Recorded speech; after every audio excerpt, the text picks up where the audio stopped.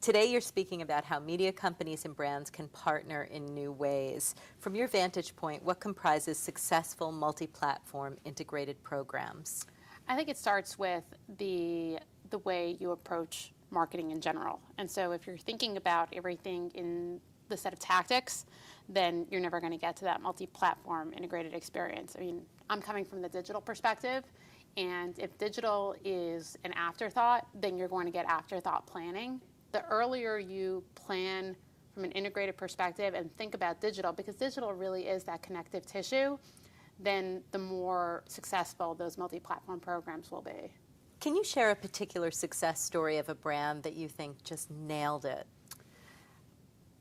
It's interesting. I went to the movies with my daughter back in the summer. We went to go see Despicable Me. And the neat thing was that when we walked into the theater, my kids said, download the app. And I said, why? And they said, there's a translated version on the app. So one of the few of the characters in the film itself, they speak in unintelligible language. But if you download the app, it literally has the translation coming up on your Droid or your iPhone. And so it really does provide a more immersive experience. Watching a movie just became better because I have a handheld device, which is pretty awesome. You've been very involved in the IAB across a number of different initiatives. Why is the IAB so important to the industry and for your business? The IAB is really good in that it challenges everyone's thinking, ours included, obviously. I think it challenges everybody to be better. It challenges companies on any end of the spectrum to continue to innovate.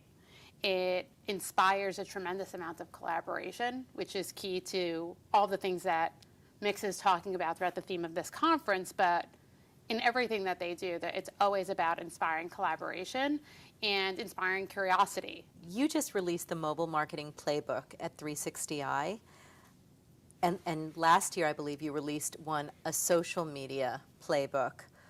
Why mobile now? That's an excellent question. We looked at the numbers, and we were doing a couple of POVs for our clients on mobile, and yeah, I think it's more than 90% penetration of mobile phones of Americans over 13. 90% penetration. And so the purpose of the playbook was really to provide some marketing structure around how to plan for mobile in the context of overall communications planning. Similar to what we did for the social marketing playbook. Fantastic penetration. This wasn't for the cool kids anymore. Everybody and their grandmother was on it.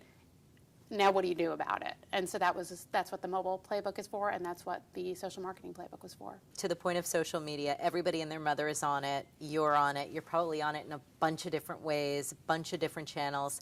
How do you define what interests you within your own social media network, and how do you decide what you're going to put out there into your network? I'm not one of those people that subscribes to every social network, every blog, every communications device, every social location-based gaming check-in option out there. I'll kind of let my network of friends help me vet what works best for me for my personal life as well as for my professional life.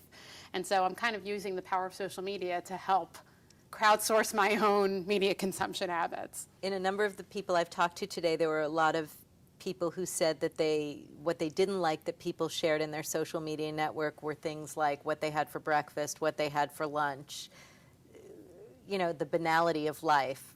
Where do you fall in that scale? I think the banality of social media is actually what makes it the most interesting. Social media discussions and online chatter is really a reflection of what goes on in your daily activity. For marketers, the banality of it is a phenomenal reflection of the internet as the world's largest focus group. I do care what you had for breakfast because I'm responsible for marketing bacon, and I'm responsible for marketing cream cheese, and I'm responsible for figuring out how often people talk about those conversations, because that's what's going to give me the insight to figure out how to connect better with them. What motivates those people? That's phenomenal insight. If people are talking about cookies 7 times a minute on Facebook, I want to know. That's how Oreos got millions and millions of fans on Facebook.